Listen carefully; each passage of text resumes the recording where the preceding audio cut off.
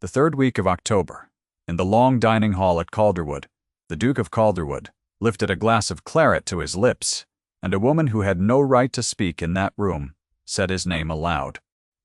She said it without ceremony, without the soft preamble a servant was meant to offer, before troubling her betters. She said it the way one shouts at a man stepping off a curb in front of a carriage. The footmen froze along the wall. The candle flames stood upright in the still air. 40 guests turned their heads at once, and at the head of the table the Duke held the glass an inch from his mouth and looked at her, and did not drink. Her name was Maria Vale, and she was the woman hired 3 months earlier to read aloud to the Duke's invalid aunt, a position so far below the notice of the people in that room that none of them could have named her. She stood now at the threshold, between the service passage and the hall, one hand still pressed flat against the doorframe, her plain gray gown, the only unornamented thing in a room, glittering with silk and diamonds. She had not meant to be seen. She had meant only to fetch a shawl. What she had seen instead, in the half-second before she spoke, was the small bottle returned to a reticule and the gloved hand that had passed too long over the rim of the Duke's glass. The Duke set the claret down untouched. The sound of the bass against the wood was very small, and the whole table heard it. What none of them knew yet, not the guests, not the footmen, not the woman in the doorway with her heart slamming against her stays, was that this was the second time in her life Maria had watched a hand move over a glass and said nothing. The first time, 2 years before. She had said nothing, and a man she loved had died. She had promised herself she would never be silent again. She had not expected the promise to cost her everything she had left, and she did not yet know that it would buy her something she had stopped believing she deserved. Stay with me. Because what happened in the next hour was not the scandal the room expected. It was the quiet beginning of a reckoning. None of them could see coming. The Duchess of Calderwood rose from her place at the foot of the table. Lady Sybil Calderwood was 28, golden and exact, and she had been called the most beautiful woman of her season by men who had never once seen her angry. She was not angry now. She was something colder, something arranged. She looked down the length of the table at the grave figure in the doorway and let her voice carry to every guest with the ease of a woman who had been taught to fill a room since childhood. "The reading woman," she said, "appears to have wandered from the sick room. How tiresome. She is not quite right, I am afraid. My husband took her on out of charity, and charity has its costs." The words landed like a coin dropped on marble, clean and ringing. A ripple of polite, relieved laughter moved down the table. Of course, the mad servant. The room rearranged itself around the explanation and grew comfortable again. Maria did not move from the doorway. Her hand was still on the frame because she did not trust her knees. She looked at the Duchess, and then she looked at the Duke, who had not laughed and had not spoken, and was watching her with an attention so complete it frightened her more than the laughter had. "Your Grace," Maria said, and her voice came out steadier than she had any right to expect, "I would not drink from that glass." The laughter stopped. Edmund Hartley, the Duke of Calderwood, was 34 years old, and he had spent the better part of the last 2 years teaching the world that nothing reached him. He was a tall man, broad through the shoulder in a way, his tailors found inconvenient with dark hair gone iron gray at the temples. He had buried a great deal in those 2 years.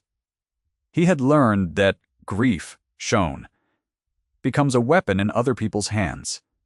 So he showed nothing. He showed nothing now. He did not pick up the glass, however, and that, to the people who knew him, was its own kind of shout.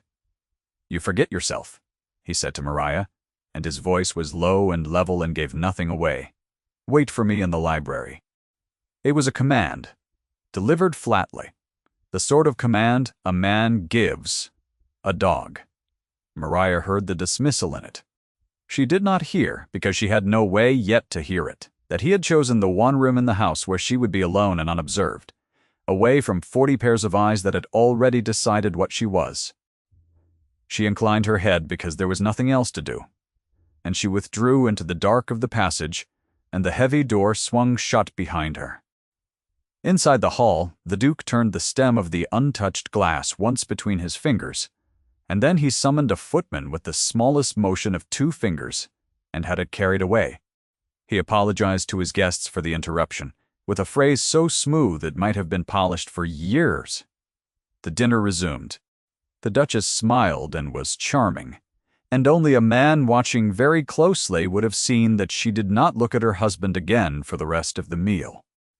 To understand how a woman like Maria came to be standing in that doorway, you must go back to a smaller, colder room and a worse autumn than this one.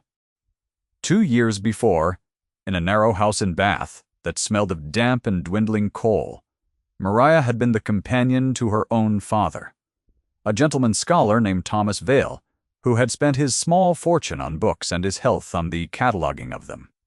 He had been a soft, distracted, generous man, and Maria had loved him with the fierce, particular love of a daughter who has had to become the parent. There had been a third person in that house, a cousin, Crane, who had come to help, he said, with the management of an estate that no longer existed, and who had stayed because there was no one strong enough to make him leave. She had watched Mr. Crane, over the course of that last winter, grow attentive to her father's medicines. She had noticed the wrong bottle on the wrong shelf. She had noticed her father's hands shaking when they had never shaken before, and the way Mr. Crane was always there to steady the cup. She had told herself she was a nervous girl imagining things. She had told herself it was not her place. And on a gray morning in February, her father had not woken, and Mr. Crane had wept very prettily at the funeral, and then produced a paper, signed in a hand, that wavered like her father's never had when he was well. They gave Mr. Crane the house, and what little remained. Maria had not been able to prove a thing. The physician had called it a weak heart. The magistrate had called it a tragedy, and a young woman's grief-making patterns where there were none. She had left Bath with 2 trunks and a character reference, and the certain knowledge lodged in her like a splinter too deep to dig out, that she had seen the truth and held her tongue, and that her silence had a grave under it. That was the wound she carried into Calderwood, and she carried it the way the strong carry such things, which is to say invisibly and at a cost. The position had come through an agency. The Duke's aunt, Lady Honoria, was a sharp old woman, half-crippled by a fall from a horse in her youth, who could no longer hold a book steady enough to read, and who had run off 4 companions in 2 years for various crimes of dullness. Maria suited her. Maria read well in a low, clear voice, and did not flinch when Lady Honoria was rude, and had opinions about the books she read that she was not afraid to defend. Within a fortnight, the old woman had decided, in her private and unspoken way, that this one would stay.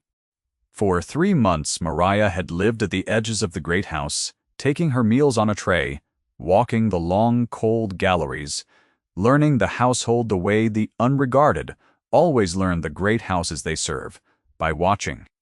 She had learned that the Duke and Duchess did not share a wing.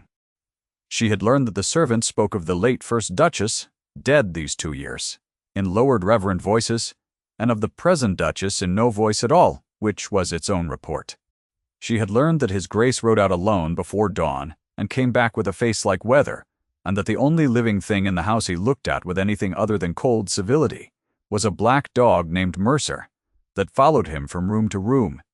And she had learned, slowly, that something in the house was wrong, in a way she recognized. The wrongness had a smell to it she remembered from Bath. She had told herself, again, that she was imagining things. She had told herself it was not her place. And then she had walked into the dining hall to fetch a forgotten shawl, and she had seen the gloved hand pass over the glass, and the old promise had risen up in her and spoken before her good sense could stop it. Now she stood in the library, alone, in the dark, waiting for a duke to come and dismiss her from the last position she was ever likely to hold. The library at Calderwood ran the full height of 2 floors, the shelves rising into shadow, a single branch of candles burning low on the great table, and a fire dying red in the grate. Maria did not sit. One did not sit, uninvited, in such a room. She stood near the fire because she was cold, and she pressed her hands together to stop them. Trembling, and she rehearsed uselessly the words she would say when he came to turn her out. He came without sound. The dog came first, claws ticking on the boards, and then the Duke filled the doorway, and the dog crossed to the fire and lay down at Maria's feet, as though it had decided something. The Duke shut the door. In the country, a closed door between an unmarried woman and a married man was a transgression with a name. And they both knew it, and he closed it anyway, because what he had to say could not be said with the door open. "Tell me what you saw," he said. "Not, who are you? Not, how dare you? Tell me what you saw." Maria looked at him across the dim room and understood, with a lurch, that he believed her. That he had perhaps believed her before she spoke. So she told him. She told him about the small, dark bottle and the gloved hand, and the half-second it had hovered. And she told him, because she had decided in the dark that she would not be silent ever again, whatever it cost, that she had seen such a thing once before, and that the man it had been done to had died. She did not weep. She told it plainly, as fact, because she had learned that grief shown becomes a weapon, and in that, though neither of them knew it, they were exactly alike. The Duke stood very still through all of it. When she had finished, he was quiet, for a long moment, and the fire ticked, and the dog sighed against her feet. "My first wife," he said at last in a voice gone strange and careful, "died of a weakness of the heart." So the physician said. She was 23, and she had never had a sick day in her life, and she died over the course of a single autumn, growing weaker. And I sat by her, and I watched it, and I could not understand it, and I let them tell me it was her heart, because I had no other word for it. He stopped. Maria did not move. She understood that she was being shown something. He had shown no one, and that the showing was costing him. "I have wondered since," he said. "I have lain awake 2 years and wondered, and called myself mad for wondering, and told no one. And tonight a woman I have never spoken to walks into my dining room and tells me not to drink." He looked at her. "You are not mad, Miss Vale. I have employed enough mad companions to know the difference. The trouble is that what we both suspect cannot be proven by suspicion, and the woman we suspect is my wife, and her uncle is a marquis, and her cousin sits in the House of Lords, and if either of us says aloud what we are thinking without proof in our hands, it is you who will be destroyed, and I who will be pitied, and she who will be untouched." It was the most either of them had said to another living soul in 2 years. Maria felt the truth of it settle over the room like cold air off a window. "Then we find the proof," she said. She had not meant to say we. The word was out before she could weigh it, and it hung there. Impossible. And said.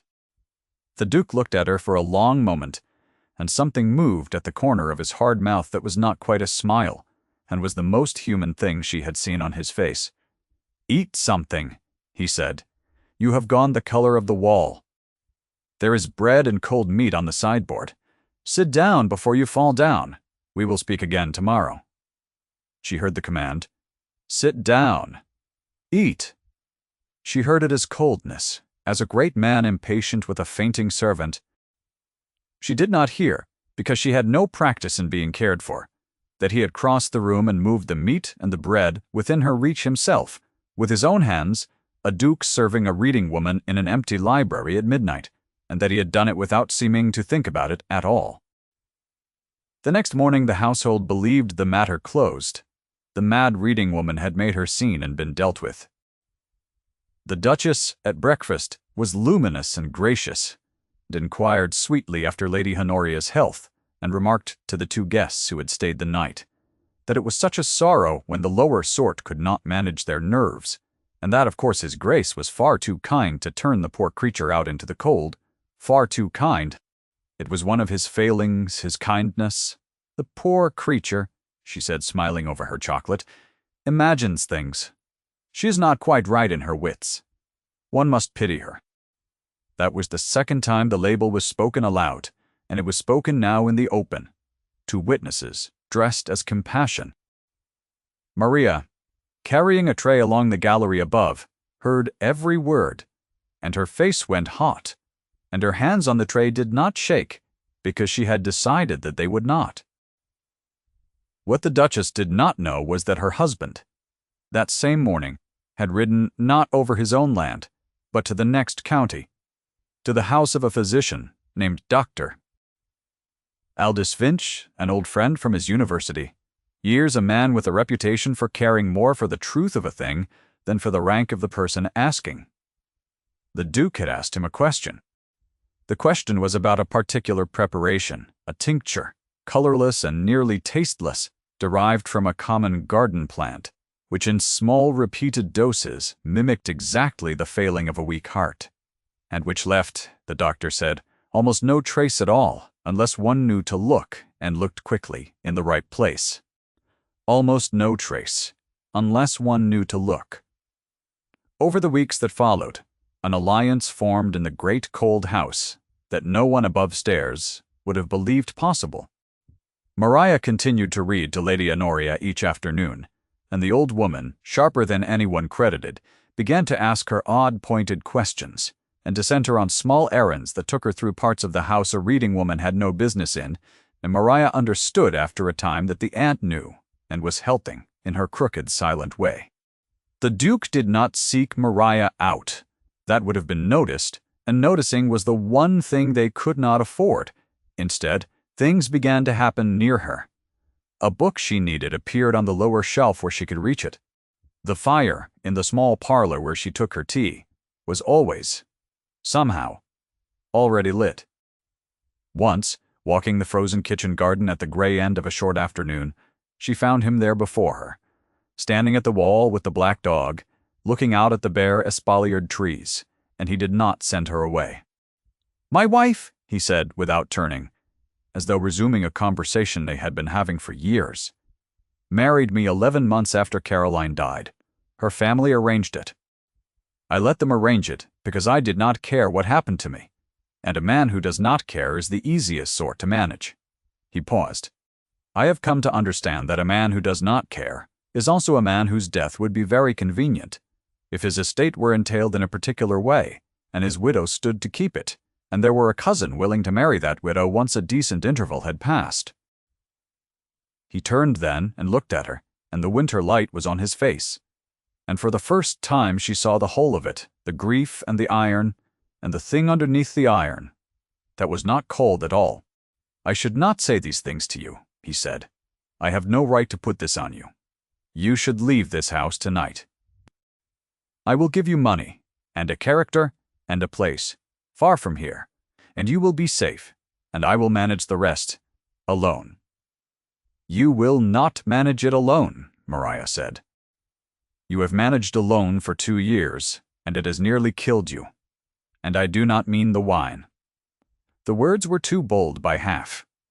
She knew it as she said them. She waited for the cold to come down over his face again, the frozen river closing over the shape beneath. It did not come. He looked at her in the gray light, and his jaw worked once, and he said very low, "No, it has not been the wine." Neither of them moved. The dog leaned its warm weight against Maria's skirts. The cold air made a thin white cloud of her breath, and she was aware, suddenly and entirely, of exactly where he stood, of the space between his gloved hand on the wall and her own bare reddened fingers, a space of perhaps a foot that felt charged, like the air before a storm comes over the hills. Her heart was loud in her own ears. She thought he might cross that foot of frozen air. She thought with a clarity that shamed her, that she wanted him to. He did not. He took his hand from the wall and stepped back, and the moment let go of them both, and he said in his level voice, "Come inside. You will take a chill." And she went because she was cold, and because she could not yet bear to be alone with what she had just understood about herself. If this story has reached you, and you find yourself caring what becomes of these two, you might let it be known with a small kindness of your own, a word left below, a quiet sign that you are still here in the dark with them. And then stay, because the danger in that house was not finished with anyone yet. Through November, the proof would not come. That was the cruelty of it. They knew, and knowing was nothing. The tincture left almost no trace, and the Duchess was careful and clever and patient, and there was no second cup of wine offered carelessly in front of 40 witnesses, because the Duchess had learned, that night in October, that she was watched.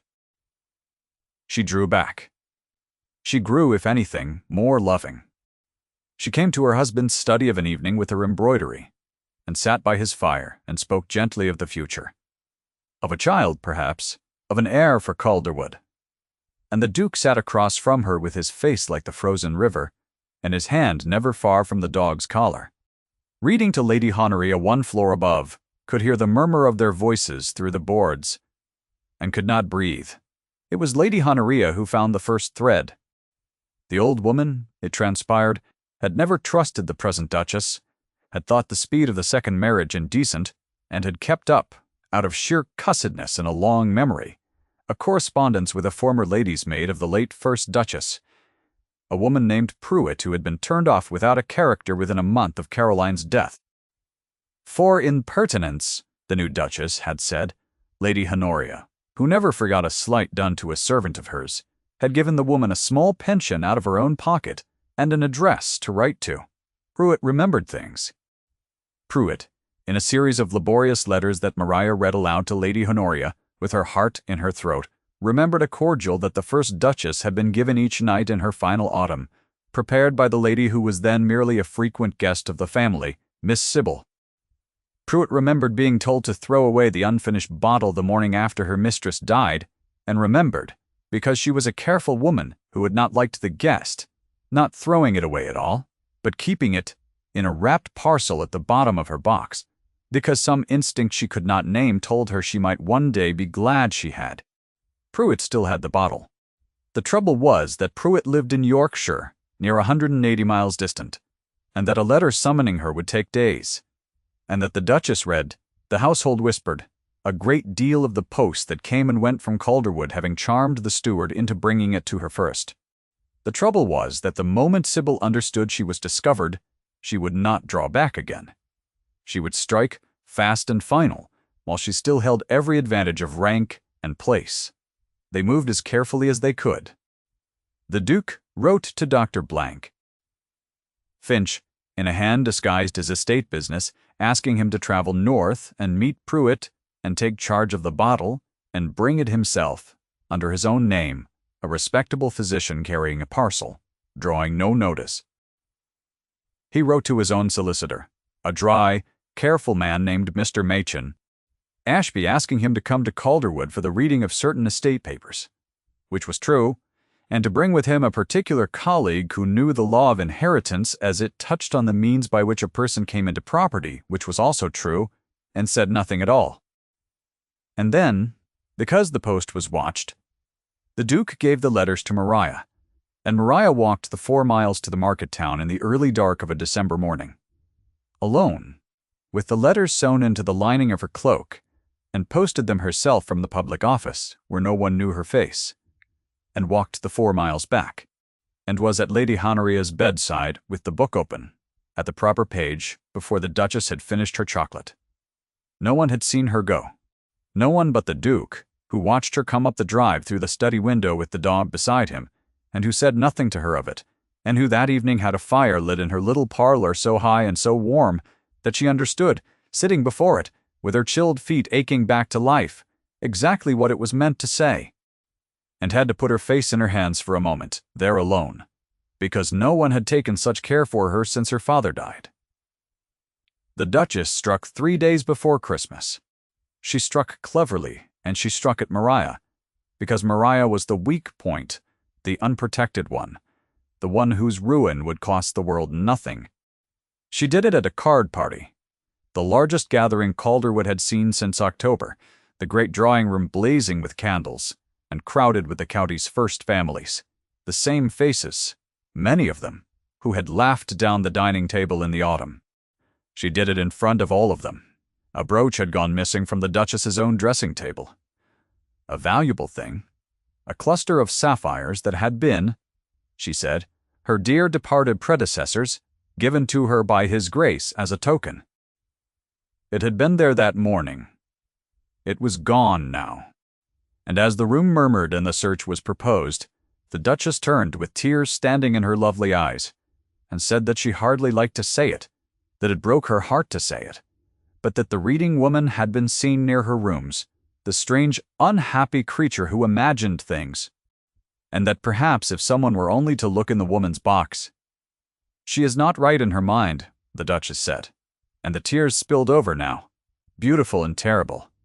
"I have said so from the first. I begged that she be sent away for her own sake. And now you see.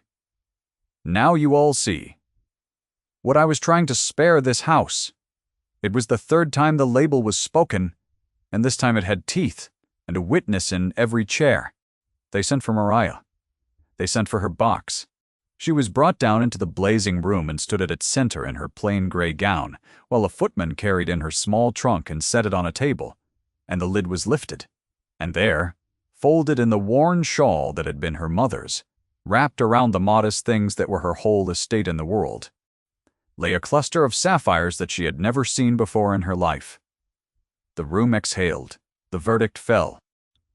Maria looked at the brooch, and then at the Duchess, who was weeping so prettily, and then at the long crowd of faces that had already decided, that had decided in October, that had only been waiting for the proof of what they wished to believe.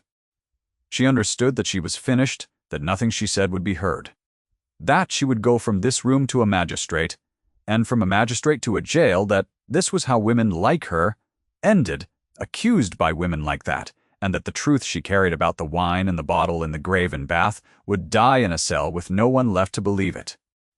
She did not weep. She stood in the center of the room, and held her own hand still by main force, and she looked for the Duke. He was standing by the fire, where he had been all evening, with the dog at his side. He had not moved when the brooch was found. He had not spoken. His face was the frozen river, giving nothing. And for one black moment, Maria thought he too had decided. That he would let her fall because she was the price of his own safety. That she had been a fool to say "we" to a man who had every reason to manage alone. Then the great doors at the far end of the drawing-room opened, and a footman announced, into the waiting silence, that Dr. Aldous Finch and Mr. Mirren Ashby were arrived, and begged pardon for the lateness of the hour, but the matter was urgent, and would not keep till morning. The Duke moved then. He crossed the room. He did not cross it in a rage. He crossed it the way a man walks to a thing he has decided upon, unhurried, certain, and the crowd parted for him without knowing why. He came to the table where the brooch lay in Maria's open box, and he looked down at it, and then he looked at his wife across the bright, crowded room, and when he spoke, his voice was not loud. It did not need to be. The room had gone so silent that a low voice carried to the farthest corner. "My wife is mistaken," the Duke said. "Miss Vale stole nothing. I know precisely what she is." He turned to the room and he said the thing he had come across the floor to say, the single thing, no more. That ended it. This woman saved my life. I mean to marry her. The silence held for the length of one held breath. Then it broke, not into laughter this time, but into the low, astonished roar of 40 people all speaking at once, and over the noise the Duke did not look at the crowd. He looked only at Maria, who stood at the center of the wreck of her good name, with a stranger's sapphires at her feet, and who heard the impossible words and could not make them mean anything, and whose body understood before her mind did, because her eyes had filled and her breath had gone, and her hand had come up to her mouth of its own accord. He did not cross the last of the distance. He stopped an arm's length from her, because there were 40 people watching, and he would not shame her further, and he said quietly, for her alone, the first time he had ever used her name, as a man uses the name of someone he loves, Maria. "Will you trust me a little longer?" "Yes," she said. It was all she had. What followed was not triumph. It was procedure, which is slower and surer than triumph. Mr. Meek, Ashby the solicitor opened his case upon the card table, scattering the abandoned hands of whist, and Dr. Finch set down beside it a small wrapped parcel that he had carried 180 miles. "Mr. Barsay," Ashby asked in his dry, careful voice, "that the Duchess account for a cordial prepared by her own hand for the late Duchess Caroline in the autumn of her death, and the room which had come for cards, went very still indeed. The Duchess did not fragment all at once. She was too well made for that." She laughed, first a light, disbelieving laugh, and said that this was monstrous, that her husband had been turned against her by a madwoman and a country doctor, that no one of sense would credit a word of it. She appealed to the Marquess, her uncle, who had risen, frowning, from his chair. She was magnificent, for almost a full minute, and Maria, watching, understood for the first time how such a woman could do what she had done and never once be caught, because the performance was so complete that it convinced even the parts of the watcher that knew better. Then Dr.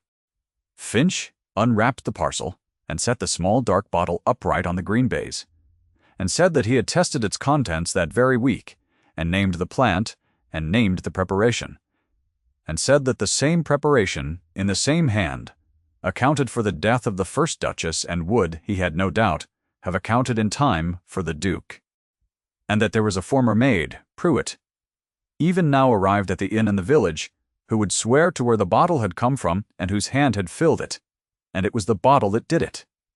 Not the words. The bottle. Sybil Calderwood looked at the small, dark thing standing on the card table, the thing she had told the frightened maid to throw away 2 years before, the one loose thread in a thing she had woven so perfectly, and the magnificence went out of her between one breath and the next. Her hand rose to her throat. The color left her face in a way that no performance could have managed. She said that was thrown away, and then she heard herself say it, heard the confession folded inside the 4 words, and her mouth closed, and it was too late. "Throw it away," she said again more faintly, to no one, an instruction to a maid 2 years gone, and the room understood, and the Marquess, her uncle, sat down very slowly and did not look at her again. The Duke did not gloat.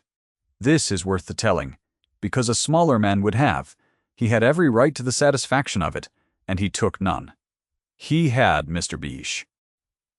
Ashby and the magistrate, who was among the guests, conduct the matter as quietly as so public a ruin could be conducted.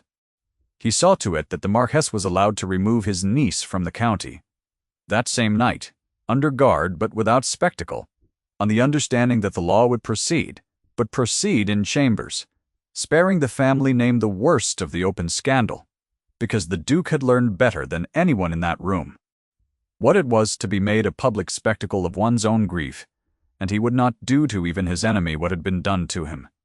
The Duchess was corrected, she was displaced, she was undone by the single thread her own confidence had left loose.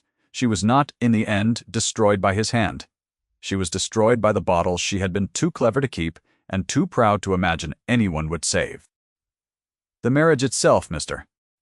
Ashby explained later, would be set aside, a thing the law allowed, where marriage had been procured by fraud and concealment of so grave a kind, and where, as here, the injured party petitioned and the evidence was overwhelming. It would take time. It would take care. It would be done lawfully and wholly, and Calderwood would be free. The county, which had laughed in October and had been ready to condemn in December, recognized the truth when at last it stood plainly in the room with a bottle on the table, and the county, which is to say the chorus of ordinary watching people whose verdicts these stories live and die by, came round, as such people do, all at once and rather ashamed of itself, and decided overnight that it had always thought there was something the matter with the second Duchess, and had always found Miss Vale a most dignified young woman. Most dignified. And so the world reordered itself, slowly, around the thing that had been true all along. The wedding, when it came the following autumn, after the law had done its slow work, and the year of mourning, the Duke insisted upon, out of respect for the wife he had failed to save, had passed, was a small one. It was held in the grey stone chapel on the Calderwood land, with the bare trees standing sentinel outside in the first hard frost of the season, silvering the grass, and the only guests were Lady Honoria, fierce and triumphant in her wheeled chair, Finch, and Mr. Bry. Ashby, who permitted himself for the occasion something within a mile of a smile, and Pruitt the maid, who had been given a place and a pension and a position of honor, and who wept all through the service into a borrowed handkerchief. Afterward, they did not go out into any crowd. They went home to the small warm sitting room at the south end of the house that caught the last of the afternoon light, where a fire had been lit, and where the black dog Mercer lay stretched before it, as though he had been waiting for them his whole life. On the mantel, where Maria had set it that morning with her own hands, stood a small framed thing she had carried in 2 trunks from Bath and never once shown to a living soul. It was not a jewel.